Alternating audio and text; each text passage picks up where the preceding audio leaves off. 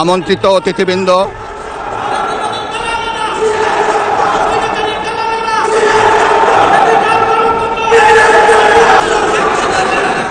জনাব স্পিকার, মাননীয় সদস্যবৃন্দ, আমি এখন মহামান্য রাষ্ট্রপতি জনাব মোহাম্মদ শাহাবুদ্দিনকে তার মূল্যবান ভাষণ প্রদানের জন্য অনুরোধ জানাচ্ছি। মাননীয় সদস্যবৃন্দ, অনুগ্রহ করে আমার কথা শোনার চেষ্টা করুন। মাননীয় সদস্যবৃন্দ, এই প্রেসিডেন্ট তিনটা কারণে অপরাধী, যার বক্তব্য এই মহান সংসদে আমরা শুনতে পারি না। প্রথম কারণ হচ্ছে তিনি সমস্ত খুনের সহযোগী ছিলেন। প্রেসিডেন্ট রাষ্ট্রের অভিভাবক হিসাবে তিনি জঘন্য অপরাধ করেছেন রাষ্ট্রের নাগরিকদের প্রতি। তিনি জাতির সামনে মিথ্যাবাদী হিসাবে সাব্যস্ত হয়েছেন। ঐতিহাসিক ঘটনার সাক্ষী হলো পুরো বাংলাদেশ। আমরা আগেই বলেছিলাম যে বিরোধী দলগুলো এই সংসদ অধিবেশনে একটি কঠিন বার্তা দিতে যাচ্ছে এবং ঠিক সেটাই ঘটে। বিরোধী দল তাদের কথা অক্ষরে অক্ষরে রেখেছে। সংসদে যখন ফেসিবাদের অন্যতম দোসর পতিত স্বৈরাচারের আশীর্বাদ পুষ্ট বর্তমান রাষ্ট্রপতি শাহাবুদ্দিন চুপ্পু তার ভাষণ দিতে দাঁড়ালেন, ঠিক তখনই এক অভূতপূর্ব দৃশ্যের অবতারণা হল। বাংলাদেশ জামায়াতে ইসলামী এবং এনসিপি এর সংসদ সদস্যরা কোনো রকম রাগ ঢাক না রেখে আপোষ না করে ফেসিবাদের এই দোসরের বক্তব্য শোনা থেকে বিরত থেকেছেন এবং সরাসরি অধিবেশন কক্ষ থেকে ওয়াক আউট করেছেন। তারা বুঝিয়ে দিয়েছেন জুলাইয়ের শহীদদের রক্তের দাগ এখনো শুকায়নি, আর সেই রক্তের উপর দাঁড়িয়ে যারা ফেসিবাদের সুবিধাভোগী ছিল তাদের মুখ থেকে নীতিবাক্য শোনার কোনো ইচ্ছে বা সময় এই নতুন বাংলাদেশের নেই। বলেন, যারা এখানে নির্বাচিত হয়েছেন তারা নির্বাচিত হতে পেরেছেন জুলাই গণঅভ্যুত্থানের শহীদদের আত্মত্যাগের মাধ্যমে এবং ফ্যাসিবাদকে বিতাড়িত করার মাধ্যমে। ফলে ফ্যাসিস্টের সাথে জড়িত এমন কেউ এই পার্লামেন্টে বক্তব্য দিতে পারবেন না। কারণ যখন ফ্যাসিস্ট দোসর রাষ্ট্রপতি যখন বক্তব্য দিতে এসেছেন, আমরা স্পিকারের কাছে বারবার আহ্বান করেছিলাম আমাদের এই বিষয়ে বক্তব্য রয়েছে, সেই বক্তব্য বিরোধী দলীয় নেতা উনি উপস্থাপন করবেন, কিন্তু সেই সময়টা আমাদেরকে দেওয়া হয় না, আমাদের কোনো ফ্লোর দেওয়া হয়নি। এর প্রতিবাদ স্বরূপ আমরা আমাদের প্রতিবাদ জানিয়ে সেখান থেকে ওয়াকআউট করেছি। সে থাকবে কাশিমপুর কারাগারে, আর সেই ফ্যাসিস্ট রাষ্ট্রপতিকে বিএনপি সরকার সমর্থন করছে। তারা যদি জুলাই বাস্তবায়ন না করে আর 5-6 বছর পর তো ভাই আমাদেরকে ধরে জেলে পড়বে। আমরা ছাত্ররা যদি শেখ হাসিনাকে বাংলাদেশ থেকে বিতাড়িত না করতাম, তাহলে কি আজকে বিএনপি সরকার ক্ষমতা আসতে পারতো? বিএনপি আজকে এত বড় গাদ্দারি আমাদের সাথে করতে পারবে? জুলাই সনদকে বাস্তবায়ন করতে হবে। জাতীয় সংসদে বাংলাদেশের বেহায়া রাষ্ট্রপতি শাহাবুদ্দিন চুপ্পু ভাষণ দিচ্ছেন। তার ভাষণের সময় কঠিন প্রতিবাদ করে হাতে প্ল্যাকার্ড নিয়ে রাষ্ট্রপতিকে ঘৃণা জানিয়ে স্লোগান দিয়ে সংসদ থেকে ওয়াকআউট করেছেন জামাত জোটের এমপিরা। দর্শক, কোনো দেশের সংসদ অধিবেশনের শুরুর দিন এরকম ওয়াকআউট এবং সংসদের ভিতরেই স্লোগানে উত্তাল করা, এটা বিরল দৃশ্যপট। আসসালামু আলাইকুম দর্শক, যেখান থেকে এই ভিডিওটি ক্লিক করেছেন তাদের অনুরোধ করে বলছি ধৈর্য সহকারে সম্পূর্ণ ভিডিওটি মনোযোগ সহকারে দেখতে থাকুন, কেননা আজকের এই ভিডিওটিতে এমন একটি তথ্য আজকে আপনাদের সঙ্গে শেয়ার করতে যাচ্ছি যা শুনলে আপনারা অবাক হতে বাধ্য হবেন। দর্শক, তার সাথে ভিডিওর শুরুতেই ভিডিওর যে অংশগুলো আপনারা ইতিমধ্যে দেখেছেন, দর্শক দেখেই বুঝতে পারছেন আজকের এই ভিডিওটি আপনাদের জন্য কতটা গুরুত্বপূর্ণ এবং আকর্ষণীয় হতে যাচ্ছে। তাই বলবো ধৈর্য সহকারে সম্পূর্ণ ভিডিওটি মনোযোগ সহকারে দেখতে থাকুন। দর্শক, তার আগে বলবো যারা এখন আমাদের এই চ্যানেলটি সাবস্ক্রাইব করেন, প্রতিনিয়ত আপডেট গরম খবর হতে অবশ্যই আমাদের এই চ্যানেলটি সাবস্ক্রাইব করে রাখবেন। আর যারা ইতিমধ্যে সাবস্ক্রাইব করে দিয়েছেন তাদেরকে অসংখ্য ধন্যবাদ। দর্শক, চলুন একটি লাইক দিয়ে সম্পূর্ণ ভিডিওটি আমার মনোযোগ সহকারে দেখে আসি। জাতীয় সংসদে বাংলাদেশের বেহায়া রাষ্ট্রপতি শাহাবুদ্দিন চুপ্পু ভাষণ দিচ্ছেন। তার ভাষণের সময় কঠিন প্রতিবাদ করে হাতে প্ল্যাকার্ড নিয়ে রাষ্ট্রপতিকে ঘৃণা জানিয়ে স্লোগান দিয়ে সংসদ থেকে ওয়াকআউট করেছেন জামাত জোটের এমপিরা।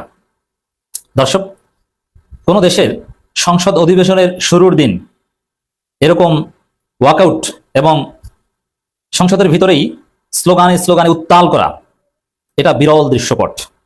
এবং বাংলাদেশের জাতীয় সংসদ চুপ্পুর এই ভাষণের মধ্য দিয়ে কলঙ্কিত হলো এবং সংসদ একটা হাস্যরস তামাশার বস্তুতে পরিণত হলো, যেটা কিছুতেই একটা গণতান্ত্রিক দেশের মহান সংসদের জন্য শোভনীয় নয়। দর্শক, হ্যাঁ, প্রত্যাশা অনুযায়ী জামাত এনসিপি এমপিরা তারা ওয়াকআউট করেছে। তাদের হাতে প্ল্যাকার্ড ছিল। তরুণ এমপিরা হাসনাত নাহিদরা স্লোগান দিয়েছে, জামাতের এমপিরাও স্লোগানে সুর মিলিয়েছেন এবং ওখানে দাঁড়িয়ে অনেকক্ষণ যাবৎ স্লোগান দিতে চেয়েছিলেন তরুণ এমপিরা, কিন্তু জামাতের সিনিয়র এমপিরা তাদেরকে নিয়ে যে বাইরে চলে গিয়েছেন, দ্যাট মিনস ওয়াকআউট করেছেন। এবং সেই মুহূর্তে এই বেহায়া রাষ্ট্রপতি চুপ্পু নির্লজ্জের মতো ভাষণ দিয়েছেন এবং চুপ্পুর গলায় একটু কাঁপুনি ছিল, কারণ তিনি বক্তব্য দেয়া শুরু করতেই জামাত এমপিরা চিৎকার শুরু করে দিয়েছে, স্লোগান দেওয়া শুরু করে দিয়েছে এবং একটা বিব্রতকর পরিস্থিতি। এর মধ্যে দিয়ে কয়েকটা বিষয় স্পষ্ট হয়েছে। নাম্বার 1, যে এই চুপ্পু, এই লোকটা যে কতটা বেহায়া, কতটা নির্লজ্জ, থার্ড ক্লাস। রাষ্ট্রপতির ভাষণের সময় এরকম ঘটনা বাংলাদেশের ইতিহাসে কোনোদিন ঘটেনি। বাংলাদেশের রাজাকার রাষ্ট্রপতিও ছিল, কিন্তু তখন এরকম কোনো ঘটনা ঘটেনি। এবার চুপ্পুর ক্ষেত্রে যেটা হয়েছে, এবং দেখেন এই যে সংসদ যে একটা এই ফর দ্য টাইম বিং, আমি বলছি না যে পুরো সময়, রাষ্ট্রপতির ভাষণের সময় একটা সার্কাসে পরিণত হয়েছে, ওটা একটা সার্কাস সেন্টারে পরিণত হয়েছে। তার প্রমাণ হচ্ছে রাষ্ট্রপতি ভাষণ দেন আর প্রধানমন্ত্রী তারেক রহমান, মির্জা ফখরুল ইসলাম আলমগীর এরা হাসেন কেন? এই রাষ্ট্রপতি, এই আওয়ামী বেহায়া রাষ্ট্রপতি বলেন যে স্বাধীনতার ঘোষক শহীদ প্রেসিডেন্ট জিয়াউর রহমান। এই বেহায়া রাষ্ট্রপতি কি বিশ্বাস করেন যে স্বাধীনতার ঘোষক শহীদ প্রেসিডেন্ট জিয়াউর রহমান? না, তিনি বিশ্বাস করেন না। তিনি বলছেন মানে যেটা বিশ্বাস করেন না, মানেন না, এবং সংবিধানে কোর্টে রায় আছে স্বাধীনতার ঘোষক বঙ্গবন্ধু শেখ মুজিবুর রহমান, সংবিধানে আছে স্বাধীনতার ঘোষক বঙ্গবন্ধু শেখ মুজিবুর রহমান, আর রাষ্ট্রপতি বলেন যে স্বাধীনতার ঘোষক জিয়াউর রহমান। এটা সার্কাস না তাহলে কি? আপনি জুলাই সনদ পাশ না করিয়ে এই সংবিধান মানছেন বলছেন, অথচ এই সংবিধানে স্বাধীনতার ঘোষক যে তার কথা বলেন না। এই সংবিধান অনুযায়ী জাতির জনক বঙ্গবন্ধু শেখ মুজিবুর রহমান, তার কথা বলেন না, তার ছবি নাই, তাকে স্মরণ করেন না। আপনারা বলেন সংবিধান মানেন। এটা কি সার্কাস না তাহলে কি? ক্লিয়ার করেন যে আমরা এই সংবিধান মানি না, আমরা জুলাই সনদ মানি। তাহলে ঠিক আছে যে আপনি শেখ মুজিবের ছবি টানাবেন না এবং তার কথা বলবেন না। আপনি এই সংবিধান মেনে আবার জিয়াউর রহমানকে স্বাধীনতার ঘোষক বলছেন, এবং এটা চুপুর মাধ্যমে জোর করে বলাচ্ছেন। এই যে কাউকে জোর করে গায়ের জোরে বলানো, এটাও তো একটা নাটক, এটা অন্যায়। বিএনপি জোর করে বলাচ্ছে, কেন জোর করে বলাতে হবে? তাকে জেনে নেন, এবং যে মন থেকে জিয়াউর রহমানকে শহীদ প্রেসিডেন্ট জিয়াউর রহমানকে স্বাধীনতার ঘোষক বলবে তাকে রাষ্ট্রপতি বানান। এই নাটক কেন করান? এর মানে সংসদটা অ্যাটলিস্ট ওই 40 মিনিট একটা নাট্য মঞ্চ ছিল, এবং জামাতকে শক্তিশালী বিরোধী দল হিসেবে আখ্যায়িত করেছেন এই বেহায়া চুপ্পু, এবং তাতে অ্যাপ্রিসিয়েট করেছেন এবং হেসেছেন তারেক রহমান থেকে শুরু করে বিএনপির এমপিরা। এবং একটু পরপর চুপ্পু ভাষণ দিচ্ছেন, একটু পরপর তারেক রহমান থেকে শুরু করে বিএনপির এমপিরা টেবিল চাপড়ে অ্যাপ্রিসিয়েট করছেন। মানে কোন দৃশ্য? এর চাইতে বেহায়া দৃশ্য, নির্লজ্জের দৃশ্য আর হতে পারে না। একজন আওয়ামী রাষ্ট্রপতি, একটা নিষিদ্ধ সংগঠনের সদস্য, একটা নিষিদ্ধ দলের সদস্য, এবং যে দল নিষিদ্ধ, ছাত্রলীগের সাবেক নেতা, এক মুজিব সৈনিক, ভারতীয় দালাল জাতীয় সংসদে ভাষণ দিবে। এই জুলাই রক্তের উপর দাঁড়িয়ে যে সংসদ কায়েম হয়েছে, এই সংসদের সৌন্দর্যকে নষ্ট করা হলো। তবে জামাত এনসিপির এমপিরা বীরের পরিচয় দিয়েছে, তারা ইতিহাস সৃষ্টি করেছে, বিরল ঘটনা ঘটিয়ে দিয়েছে। কারণ রাষ্ট্রপতির ভাষণের সময় সংসদের প্রথম দিনে এভাবে ওয়াকআউট করা, এটা বিরল, এটা বাংলাদেশের ইতিহাসে নেই, আমি খোঁজ নিয়েছি। তো এখানে জনগণের অনুভূতি, জুলাই সনদের প্রতি যথাযথ সম্মান প্রদর্শন করতে পেরেছে জামাত এনসিপি এমপিরা, কিন্তু বিএনপি এবং বিএনপি মনা স্বতন্ত্র এমপিরা সেটা পারে নাই। তারা রাষ্ট্রপতিকে আহ্বা মেনেছে, এতে বিএনপি বিতর্কিত হবে। এবং জুলাইয়ের প্রতি যে বিএনপি আন্তরিক না, যতটুকু বিএনপি স্বার্থে মিলে ততটুকু এখান থেকে প্রমাণিত হল। কারণ রাষ্ট্রপতিকে রেখে দেওয়া বিএনপি স্বার্থের সাথে যায়। দেখেন রাষ্ট্রপতি যে ভাষণ দিয়েছে, এই ভাষণের উপর যদি পর্যালোচনা করতে বলেন, সেটা নিয়ে কোনো কথা নাই। কারণ যে ভাষণ দিয়েছে ওটা শুনলে মনে হবে যে আমিরে জামাতের ভাষণ। কারণ আমিরে জামাত যা বিশ্বাস করেন, রাষ্ট্রপতি শাহাবুদ্দিন বেহায়া চুপ্পু একই কথা বলেছেন। বিএনপির রাষ্ট্রপতি বা বিএনপি কোনো নেতা কিংবা জামাত কোনো নেতার ভাষণ আর এই চুপ্পুর ভাষণের মধ্যে কোনো পার্থক্য নেই। কারণ চুপ্পু তো এখানে কাঠের পুতুল, তাকে জোর করে যা বলতে বলেছে তিনি সেটা বলেছেন। শহীদ প্রেসিডেন্ট জিয়াউর রহমান স্বাধীনতার ঘোষক থেকে শুরু করে জুলাইকে যেভাবে ভাসিয়েছেন, এবং হাসিনার আমলকে বলেছেন ফেসিবাদী আমল। আপনি চিন্তা করেন, এটা কি কোনো সভ্য সমাজে গ্রহণযোগ্য? ফেসিবাদের একজন দোসর, যার পায়ের ধুলা নিতে পারলে তিনি খুশি হতেন, তাকে বলেন ফেসিস্ট, এবং কোটা সংস্কার আন্দোলনের প্রশংসা করেন, জুলাই শহীদদের প্রশংসা করেন, অমুক তমুক কত কিছু। তো এগুলো কি আসলে অর্গানিক কিছু না? এগুলো সব ফেক। তাহলে জাতীয় সংসদের মতো একটা মহান জায়গায় আপনি ফেক বিষয় কেন ঢুকালেন? তাহলে কি বাংলাদেশটা ফেক নাট্যমঞ্চ? একটা দেশের সংসদ যখন নাট্যমঞ্চে পরিণত হয়, তখন ওই দেশটাই নাট্যমঞ্চে পরিণত হওয়ার একটা সম্ভাবনা থাকে, আমরা সেটা দেখছি। তো দর্শক, ব্যক্তিগতভাবে নাগরিক হিসেবে, অ্যাক্টিভিস্ট হিসেবে শাহাবুদ্দিন চুপ্পুর ভাষণকে আমরা ঘৃণা ভরে প্রত্যাখ্যান করছি এবং ওর ভাষণের কপালে লাথি মারি। জাতীয় সংসদ সম্পর্কে কোনো নাগরিক এরকম কথা বলতে পারে না, কিন্তু আমরা বলতে বাধ্য হচ্ছি। ওই চুপ্পুকে অভিশংসন করে গ্রেপ্তার করতে হবে। আর আপনি ভাষণের মধ্যে এই চুপ্পুকে যতই সুন্দর সুন্দর কথা বলান না কেন, বলতে বাধ্য করেন না কেন, ওগুলোর প্রতিও ধন্যবাদ জ্ঞাপন করার কোনো সুযোগ নাই, কারণ ওগুলো চুপ্পু বলেন নাই, চুপ্পুকে বাধ্য করা হয়েছে। অতএব ব্যক্তি রাষ্ট্রপতি যেখানে অচল, গ্রহণযোগ্য নয়, ফেসিবাদের দোসর, এবং জাতীয় সংসদ সদস্যরা সেখানে স্লোগান দিয়েছে ফেসিবাদের দোসর, হুঁশিয়ার, সাবধান, আর অনেক কিছু বলেছে, সেখানে তার বক্তব্যে ধন্যবাদ জ্ঞাপন করার কোনো সুযোগ নেই। এবং বিএনপি এমপিদের প্রতি ধিক্কার, তাদের সবাই ধান্দাবাজ। তারা এই চুপ্পুর ভাষণ হা করে শুনেছে এবং তারা টেবিল চাপড়ে ধন্যবাদ জানাচ্ছে। এবং সংসদের বাইরে যেও জামাত এনসিপির এমপিরা তারা গেট আউট চুপ্পু নানান কথা বলছে, ফেসবুকে লিখছে। তো এই যে বিষয়, বিএনপির এমপিরাও এক প্রকার বেহায়া। কারণ বেহায়া না হলে এই আওয়ামী দোসর এই নির্লজ্জ চুপ্পুর ভাষণ এভাবে শুনে না। এবং জিয়াউর রহমানকে খালেদা জিয়াকেও কলঙ্কিত করা হলো, কারণ খালেদা জিয়া জিয়াউর রহমান এমনিতেই মহান, জোর করে কারো মুখ থেকে জিয়াউর রহমানের প্রশংসা করানোর কোনো দরকার ছিল না। জাতীয় সংসদে জামাতকে ছোট করার চেষ্টা করেছে বিএনপি, কিন্তু পারেনি। বিএনপি ব্যর্থ। জামাত তার অধিকার আদায় করে নিয়ে চমক দেখিয়েছে, এবং এটা একটা বিরল ইতিহাস এবং অধ্যায়। এটা অত্যন্ত তাৎপর্যপূর্ণ। দর্শক, এটা বিএনপি ইচ্ছাকৃতভাবেই করেছে ছোট করতে, কিন্তু ঘটনা হয়ে গেল উল্টো। এতে আরো গুরুত্ব বেড়ে গেছে। জাতীয় সংসদ শুরু হয়েছে, নতুন স্পিকার ডেপুটি স্পিকার নির্বাচিত হওয়ার পর তারা অধিবেশন শুরু করেছেন। নতুন স্পিকারের সভাপতিত্বে শুরু হয়েছে। শুরুতেই শোক প্রস্তাব উত্থাপন এবং তার উপর আলোচনা। এই শোক প্রস্তাবে মজার ঘটনা ঘটেছে, এতে জামাতের গুরুত্ব বেড়ে গেছে এবং সত্যিকার অর্থেই নতুন ইতিহাস। বিএনপি এখানে ব্যর্থ হয়েছে। বিএনপি অফিসিয়ালি যে তালিকা স্পিকারের হাতে দিয়েছে, সেখানে বিশিষ্ট ব্যক্তি এবং সাবেক সংসদ সদস্য, সাবেক মন্ত্রীদের মধ্যে জামাত ইসলামীর কারো নাম ছিল না, গুরুত্বপূর্ণ কারো নাম ছিল না। এটা ইচ্ছাকৃতভাবে বিএনপি করেছে। আওয়ামী লীগ এমপিদের নাম ছিল, তবে আওয়ামী লীগ শব্দটা উচ্চারণ করেন নাই। এর মানে আওয়ামী লীগ গুরুত্ব নেই, আওয়ামী লীগ শেষ। আওয়ামী লীগের ভোট ব্যাংক হয় বিএনপির কাছে যাবে, নইলে জামাতের কাছে যাবে, নইলে এনসিপির কাছে, কিন্তু আওয়ামী লীগ আর নাই। জামাতকে ছোট করার চেষ্টা করা হয়েছিল, কারণ শোক প্রস্তাবে খুব স্বাভাবিক ব্যাপার। সাবেক মন্ত্রী মাওলানা মতিউর রহমান নিজামী, সাবেক মন্ত্রী আলী হাসান মুজাহিদ, সাবেক এমপি আল্লামা দেলোয়ার হোসেন সাইদির নাম থাকবে না, এটা তো হতে পারে না। তাদের নাম একদম শুরুর দিকে থাকার কথা ছিল। সালাউদ্দিন কাদের চৌধুরীর নাম ছিল, তাও নতুন ভাবে চিঠি দিয়ে যোগ করা হয়েছে, কিন্তু জামাতের এদের নাম থাকবে না, এটা একদম অবিশ্বাস্য। যদিও জামাত প্রতিবাদ জানানোর আগেই এগুলো সব নাটক। চিফ হুইপ আল্লামা সাইদি, নিজামী, মুজাহিদ এদের কথা বলেছেন। চিফ হুইপ নিজেই প্রস্তাব করেছেন। আবার সংসদের বিরোধী দলীয় নেতা দাঁড়িয়ে ফ্লোর নিয়ে সেটা বিরোধী দলীয় উপনেতার মাধ্যমে প্রস্তাব করিয়েছেন। এমনকি দেখেন, এই 24-এ যারা শহীদ হয়েছে, আবু সাইদ শিবিরের তার নামটা নেওয়া হয়েছে, কিন্তু শান্তর নাম কিন্তু নেওয়া হয়নি। এগুলো সব আবার আবরাফাত, এগুলো ওভারঅল শেষ পর্যন্ত জামাত শোক প্রস্তাবে ঢুকিয়ে দিয়েছে। মানে বিএনপি ছোট করতে চেয়েছিল, এড়িয়ে যেতে চেয়েছিল, কিন্তু যেহেতু জামাত আলাদা প্রস্তাব দিয়ে ঢুকিয়েছে, মাওলানা মতিউর রহমান নিজামী, আলী হাসান মুজাহিদ, এদের নাম বিএনপি বাদ দিতে যে দেখা গেল, সেই মাওলানা এ কে এম ইউসুফ, মাওলানা আব্দুস সোবহান, যারা এমপি ছিলেন না, কামরুজ্জামান, কাদের মোল্লা, মীর কাশেম আলী, তাদের নামও ঢুকানো হয়েছে। তো এতে তো গুরুত্ব বেড়ে গিয়েছে, এবং আলাদাভাবে নিজামী, মুজাহিদ এদের নাম আলাদাভাবে ওখানে উচ্চারিত হয়েছে। জাস্ট স্পিকার রিডিং করেছেন তা না, আলাদা গুরুত্বের সাথে এগুলো কিন্তু সব রেকর্ড হয়, এবং সংসদের রেকর্ড বইতে সব জমা থাকে। এর মানে বেশি আলোচিত হয়েছে। শেষ পর্যন্ত দেখা গেল যে জামাতকে ছোট করতে পারলো না, গুরুত্ব বেড়ে গেল। এবং জামাতের আরো অনেক বিশিষ্ট ব্যক্তিদের নাম, বেস্ট আব্দুর রাজাকের নাম অবশ্য বিএনপি ঢুকিয়েছে, জামাতের আলাদা প্রস্তাব লাগে নাই। এবং ইন্টারেস্টিং এবং সবথেকে আকর্ষণীয় যে বিষয়,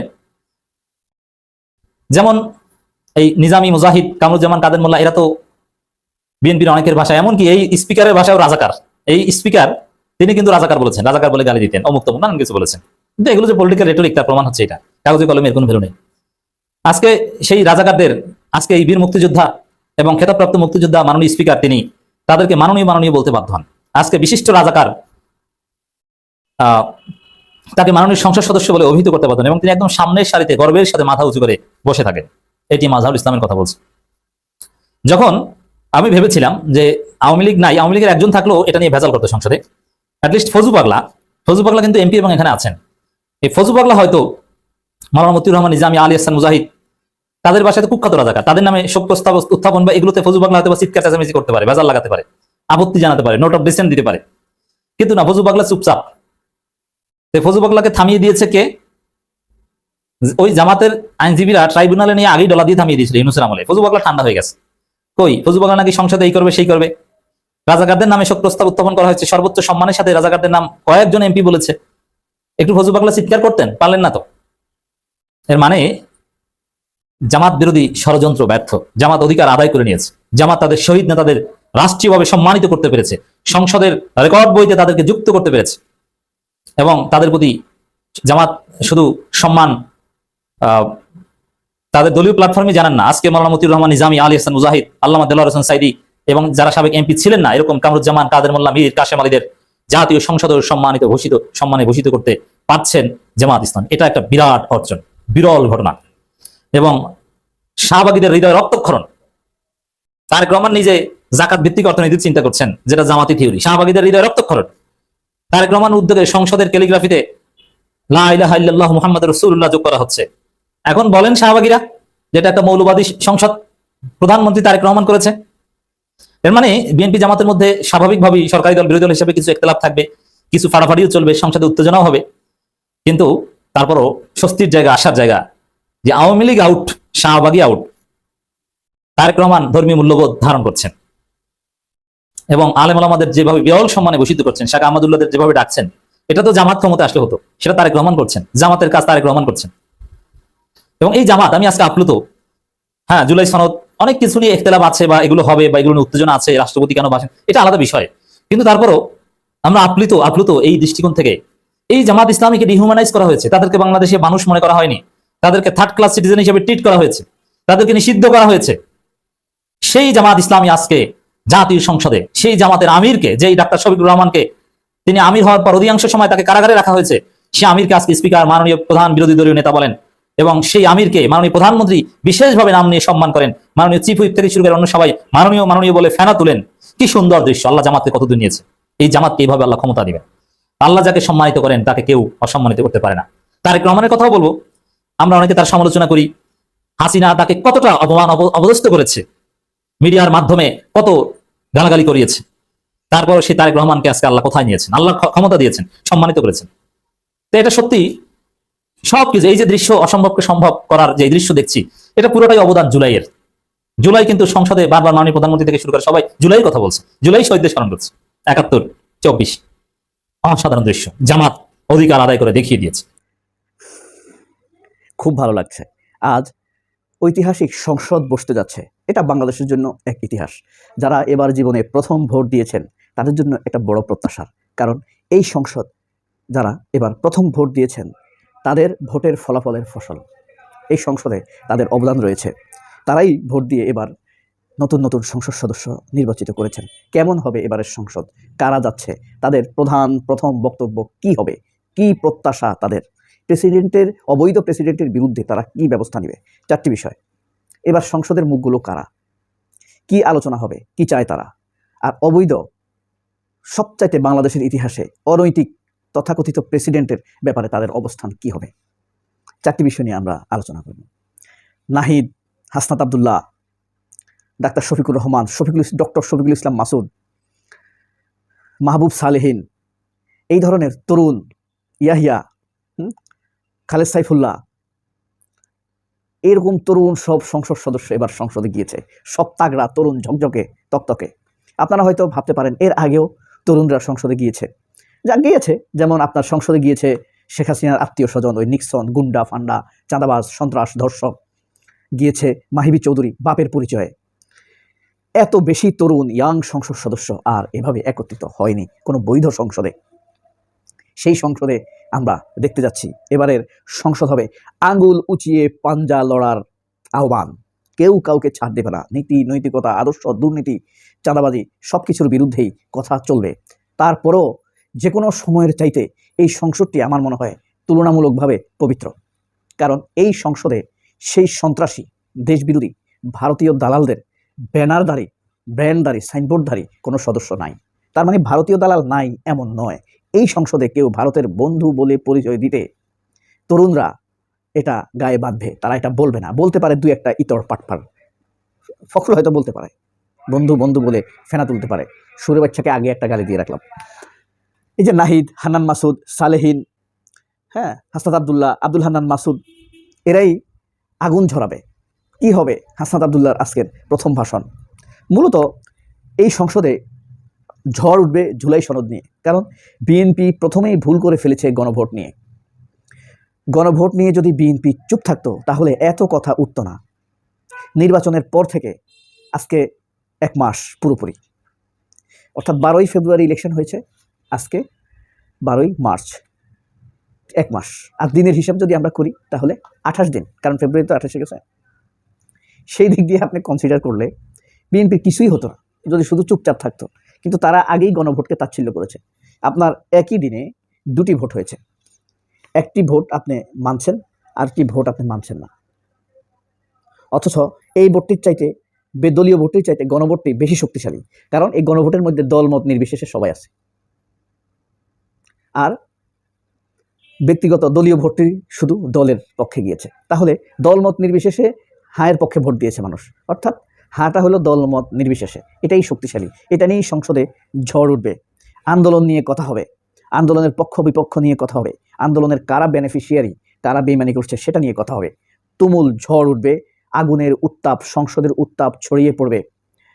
চৈত্র, মাঘ, ফাল্গুন, চৈত্রের গরমকেও ছাড়িয়ে যেতে পারে এই উত্তাপ, সংসদের এই উত্তাপ। ট্রাইব্যুনাল নিয়ে কথা হবে, বিচার নিয়ে কথা হবে, ন্যায় বিচার নিয়ে কথা হবে, অন্যায় জামিন নিয়ে কথা হবে, প্রসিকিউটর নিয়ে কথা হবে, নতুন প্রসিকিউটর, পুরাতন প্রসিকিউটর, প্রসিকিউটরদের ঘুষ গ্রহণ, দুর্নীতি দমন কমিশনের সাসপেনশন, বাংলাদেশ ব্যাংকের গভর্নরকে মব করে বিতাড়িত করা, এই সব নিয়ে গরম হবে আমাদের আজকের সংসদ। এই কারণেই এই সংসদটা হতে যাচ্ছে মারাত্মকভাবে ঐতিহাসিক, আকর্ষণীয়, তরুণদের উপস্থিতিতে ঝকঝকে এবং দুর্নীতিমুক্ত একটি সংসদ বলেই আমার একটি ধারণা। অন্তত পবিত্র হবে আগের যে কোনো সময়ের চাইতে, কারণ এই সংসদে ভারতের দালাল নাই, সন্ত্রাসী দল নাই, লুটপাটকারী নাই, টাকা পাচারকারী নাই। সবচাইতে বড় কথা হলো ভারতের দালাল নাই। চুরিদারি কেউ না কেউ কিছু না কিছু তো করবেই। হ্যাঁ, এটা ফেরেশতাদের দেশ না, ফেরেশতা দিয়ে কিন্তু দেশ চলে না। আওয়ামী লীগের চুরি বাটপারি নিয়ে আমরা যতটা না আওয়ামী লীগকে ঘৃণা করি, তার চাইতে বেশি ঘৃণা করি তাদের ভারতীয় দালালির কারণে। সুতরাং এই সংসদ এই কারণে অতীতের যে কোনো চাইতে শান্তিপূর্ণ এবং পবিত্র, তবে উত্তাপ ছড়াবে আগুনের মতোই। নির্বাচন পদ্ধতি, ইলেকশন ইঞ্জিনিয়ারিং, এসব নিয়েও কিন্তু আলোচনা থেকে পার পাবে না কেউ। তারেক রহমানের বিতর্কিত বিজয়, আপনার ঢাকা 17 থেকে, তারপরে আপনার আরও কিছু এরকম বিতর্কিত বিজয় আছে, চট্টগ্রাম বলেন, তারপরে আপনার বিশেষ করে বরিশালে এমন কিছু বিজয়, ঢাকা তো আছেই, নারায়ণগঞ্জে, এসব ধরনের কিছু বিতর্কিত বিজয় নিয়ে অবশ্যই ঝড় উঠবে। জুলাই গাদ্দার কারা, তাদেরকে নিয়ে কি আলোচনা হতে পারে? জুলাই গাদ্দার এতদিনে পরিষ্কার, আর কিছু হিডেন গাদ্দার তো থাকবেই, সেটাও ধীরে ধীরে বেরিয়ে আসবে। তবে জামায়াত, সবচেয়ে মানুষের কিউরিওসিটি, এই সংসদে জামায়াত কি করবে? জামায়াত ভদ্রতা দেখাবে। তো মানুষ আর ভদ্রতা আসলে দেখতে তেমন একটা চায় না। মানুষ চায় সত্যের পক্ষে গরম অবস্থান, শক্ত অবস্থান। সত্যকে রক্ষা করতে গিয়ে আপনার অত ভদ্রতার দরকার নেই। আপনি আপনার ফ্যামিলিতে আপনি ভদ্রতা দেখান, আত্মীয় স্বজনের সাথে ভদ্রতা দেখান, সেটা কোনো সমস্যা না। আপনি আব্দুল হামিদকে বাঁচান, 2-4টা আওয়ামী লীগকে বাঁচান, আত্মীয় স্বজন, সেটা আপনার ব্যাপার। কিন্তু এই সংসদে এটা যদি হয় তাহলে আপনি অপ্রাসঙ্গিক হয়ে যাবেন। তো পাঞ্জা লড়ার সংসদ হবে, আঙ্গুল উঁচিয়ে উত্তাপ ছড়াবার মিছিল হবে, এক রাউন্ড মিছিল। এটাকে আমি বলি রাউন্ড মিছিল। গোল হয়ে পড়ে তো, স্লোগান তো, টেবিল চাপড়ানো হয়। অলরেডি সংসদ শুরু হওয়ার আগে হাসনাত আবদুল্লাহ সংসদে উত্তাপ ছড়িয়ে দিয়েছেন। খেজুরের উত্তাপ, এক খেজুরে সারা বাংলাদেশে আলোচনার ঝড় তুলে ফেলেছে হাসনাত আবদুল্লাহ। কি বলবে আব্দুল হান্নান মাসুদ, দুর্দান্ত সাহসী আবেগপ্রবণ এই নেতা, সংসদের প্রথম ভাষণ তার কি হবে একবার ভেবে দেখেন। হাসনাত আবদুল্লাহ কোন আগুন ঝরাবে, মাহবুব সালেহীন কি বলবে, শফিকুল ইসলাম মাসুদ কি বলবে, ডাক্তার শফিকিবা কোন কথা বলে উত্তাপ ছড়াবে সংসদে, সেটি দেখার অপেক্ষায় আজকের বিকেলে। সবাই অনেক ভালো থাকবেন। আল্লাহ হাফেজ, আসসালামু আলাইকুম। যে কোনো নির্বাচিত সংসদের প্রথম অধিবেশনের প্রথম দিনেই মানুষের তুমুল আগ্রহ থাকে ওই সংসদের স্পিকার, নতুন স্পিকার এবং ডেপুটি স্পিকার কে হচ্ছেন তার দিকে, এবং গুরুত্বপূর্ণ যে বিষয়টি থাকে সেটা হচ্ছে রাষ্ট্রপতির ভাষণ। সেটির উপরে মোটামুটি পক্ষ বিপক্ষে বক্তব্য চলে কয়েকদিন ধরে। কিন্তু এবারের পরিস্থিতি নিঃসন্দেহে একেবারেই ভিন্ন। স্পিকার, ডেপুটি স্পিকার কে হচ্ছেন সেদিকে তো মানুষের দৃষ্টি আছে, যদিও স্পিকারের নাম আমরা এর মধ্যে জানতে পেরেছি। সবচেয়ে বড় কথা, রাষ্ট্রপতি প্রথম অধিবেশনের প্রথম দিনে যে বক্তব্য দিতে যাচ্ছেন, তিনি আওয়ামী লীগ কর্তৃক মনোনীত হলেও সেই আওয়ামী লীগের বিরুদ্ধেই কথা বলবেন, জুলাই গণহত্যা নিয়ে কথা বলবেন, ফ্যাসিবাদ শব্দগুলো নিশ্চয়ই তার বক্তব্যে থাকবে। এদিক থেকে এই অধিবেশন বেশ উপভোগ্য হয়ে উঠবে।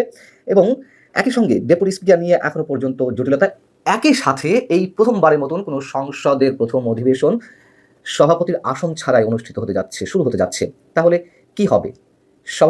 সভাপতিত্ব ছাড়া একটা অধিবেশন কিভাবে চলতে পারে? যেহেতু 2024 যে সংসদ, সেটি 5 আগস্টের অভ্যুত্থানের পরপরই স্পিকার এখনো পর্যন্ত নিখোঁজ, সাধারণ মানুষের কাছে তিনি নিখোঁজ অবস্থাতেই আছেন। আর ডেপুটি স্পিকার শামসুল ইসলাম টুকু, তিনি তো কারাগারে আছেন। অতএব বিগত সংসদের স্পিকার বা ডেপুটি স্পিকারদের সভাপতিত্ব করার এই মুহূর্তে কোনো সুযোগ নেই। তাহলে কে সভাপতিত্ব করবেন? এই সংসদের নেতা নিঃসন্দেহে প্রধানমন্ত্রী তারেক রহমান। তিনি সংসদ নেতা হিসেবে তার বক্তব্য শুরু করবেন এবং সংসদ সদস্যদের মধ্য থেকে তিনি একজনকে আহ্বান জানাবেন সভাপতিত্ব করার জন্য।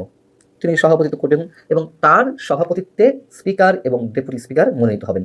এখন স্পিকার, ডেপুটি স্পিকার দুজনই বাংলাদেশের যে সংসদীয় প্রথা সে অনুযায়ী সরকারি দল থেকেই মনোনীত হয়ে থাকেন, নির্বাচিত হয়ে থাকেন। কিন্তু এবার আমরা স্পিকারের নামটি এর মধ্যে জেনেছি, ঘোষণা করা হয়েছে নাম নুরুল ইসলাম মনি, বিএনপি ভাইস চেয়ারম্যান, তিনি স্পিকার হিসেবে নির্বাচিত হবেন।